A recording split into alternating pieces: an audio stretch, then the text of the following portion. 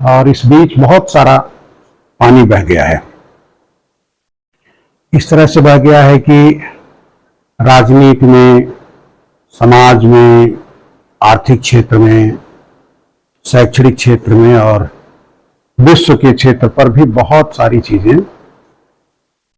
इस बीच बदली हैं। और उस बदलाव में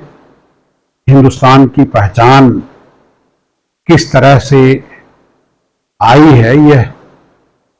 अलग अलग तरह से अलग अलग लोगों का अपना नजरिया है। आज मैं आपसे बात करूंगा शिक्षा को लेकर के, और खास करके शिक्षा में एक दौर था जब कई चीजों को लेकर के हम लोगों के बाल्यकाल में या आरंभिक दिनों में कई तरह के भेद विभेद रहे हैं कि गांव के लेवल पर, फिर नगरों के लेवल पर, फिर महानगरों के लेवल पर, फिर खास करके विश्वविद्यालय और आज की शिक्षा में ये देखने को मिलता था कि लोग अच्छी शिक्षा के जानकार तो होते थे, भले उनकी संख्या कम रही हो। उसका कारण भी एक अलग तरह का था कि जो लोग अंग्रेजी जानते थे वो थोड़ा एक अपर क्लास के लोग जाने जाते थे, और उनको ये माना जाता था कि ये शिक्षा के क्षेत्र में इनका एक अलग दर्जा है, एक अलग ओहदा है। लेकिन जिनको अंग्रेजी नहीं आती थी वो बड़े इंफीरियर तरह के लोग समझे जाते थे। ये मूवमेंट चला था उस समय कि अंग्रेजी हटाओ और अपनी भाषा लाओ। तो हम लोगों को ये नारा बड़ा अच्छा लगा, तो लगा कि अरे अंग्रेजी हट जाएगी तब तो फिर जो भाषा हम जानते हैं वो सब हमारी भाषा हो जाएगी। लेकिन ये बात तब पता नहीं थी जो अब पता चली कि अगर हम अंग्रेजी उस समय अच्छी तरह जान गए होते तो आज पूरी दुनिया को जान गए होते। अब कई बार पूरी दुनिया में निकलने का मन होता है तो जो सबसे बड़ी बेड़ी पैर में नजर आती है वो भाषा नजर आती है। अगर भाषा के तौर पर हमारी अंग्रेजी बेहतर होती तो शायद हम पूरी दुनिया में अपने हुनर को लेकर के, अपनी कला को लेकर के बहुत तेजी से चल रहे होते। हालांकि आज का जो दौर है वो नाना प्रकार के उपक्रमों से जुड़ा हुआ दौर है, और वहां पर सारी व्यवस्थाएं हो जाती हैं। वो लोग भी विदेश चले जाते हैं जिनको बिल्कुल अंग्रेजी नहीं आती, और कई बार तो ऐसे लोग भी चले जाते हैं जो बिल्कुल अंग्रेजी नहीं जानते लेकिन बड़े महत्वपूर्ण होते हैं, और पता ये चलता है कि उनकी अंग्रेजी पे पूरी दुनिया हंस रही होती है। तो इसलिए मेरा अपना मानना है कि,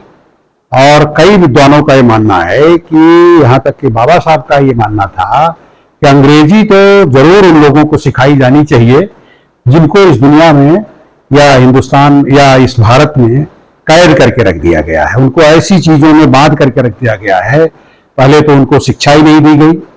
फिर जब वो शिक्षा के दरवाजे खुले तो ऐसी शिक्षा दी गई जिसका कहीं दुनिया में कोई मतलब नहीं है, अवैज्ञानिक शिक्षा।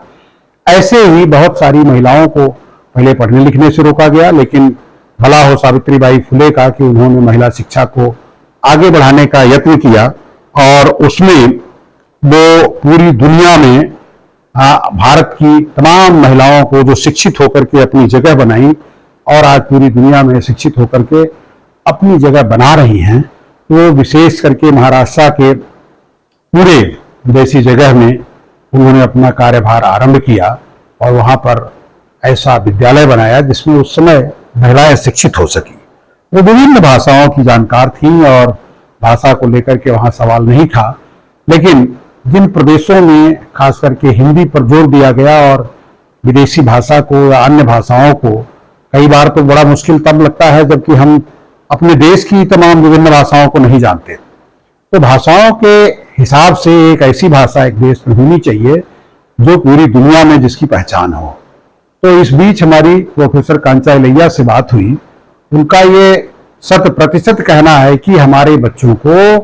बिल्कुल अंग्रेजी पढ़ाई जानी चाहिए, और जो इसका विरोध करे, जो अंग्रेजी भाषा का विरोध करे, वो संस्कृत पढ़े। उनके बल्कि जो लोग संस्कृत के बड़े पक्षधर हैं उनके लिए उनका कहना है कि वो लोग संस्कृत पढ़े, अंग्रेजी क्यों पढ़ते हैं, जबकि इसके उल्टा है। वो संस्कृत नहीं पढ़ते, उनके सब लोगों के बच्चे अंग्रेजी पढ़ते हैं और विदेशों में पढ़ते हैं। वो केवल स्लोगन देते हैं, नारा देते हैं कि हमारे बच्चे हिंदी पढ़ें, और हिंदी में भी क्या पढ़ें, जो बिल्कुल वैज्ञानिक नहीं है, वो पुराण पढ़ें, इतिहास पढ़ें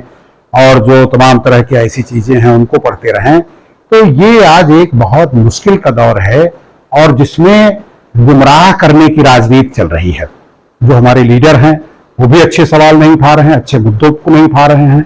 और अच्छे मुद्दों को न उठाए जाने की वजह से जो शिक्षा का लेवल होना चाहिए, जो शिक्षा का स्तर होना चाहिए, जो शिक्षा में जानकारी होनी चाहिए, ऐसे बहुत सारे पब्लिक स्कूल हैं, वो उनके बच्चे अंग्रेजी पढ़ाते हैं, वो बच्चे अंग्रेजी जानते हैं, लेकिन कुछ और खास करके कांचा इलैया जैसे विद्वान का मत है कि गांव के जो स्कूल हैं उनमें भी अंग्रेजी को अनिवार्य करना चाहिए और बहुत जिम्मेदारी से अंग्रेजी की पढ़ाई की जानी चाहिए अगर हमारे इन होनहार पीढ़ी को आगे दुनिया में अपनी जगह बनानी है। जैसा कि आजकल लोग बड़ा नारा लगाते हैं विश्व गुरु विश्व गुरु, भाषा तो जानते नहीं, विदेशों में जाकर के वो अपनी कोई उनकी पहचान नहीं होती, लेकिन जो अंग्रेजी जानते हैं उनको दुनिया में कितना महत्व मिलता है। पिछले दिनों राजनैतिक रूप से कई लोग विदेश गए जिनको भाषा के आधार पर उनको पहचान मिली। लोग बड़े सम्मानित जगहों पर बोले लेकिन वो कुछ बोल ही नहीं पाए, लेकिन ऐसे लोग जिन्हें विश्वविद्यालयों में बोलने का मौका मिला, जिन्हें और कई जगह मौका मिला, और जो जानते थे उन्होंने जो हिंदुस्तान की तस्वीर पेश की वहां पर, वह अद्वितीय थी। जब आपके पास भाषा ही नहीं होगी, आप केवल इधर की आए बाएं साएं बोलेंगे, तो आपकी पहचान क्या होगी। तो मित्रों, आज मैं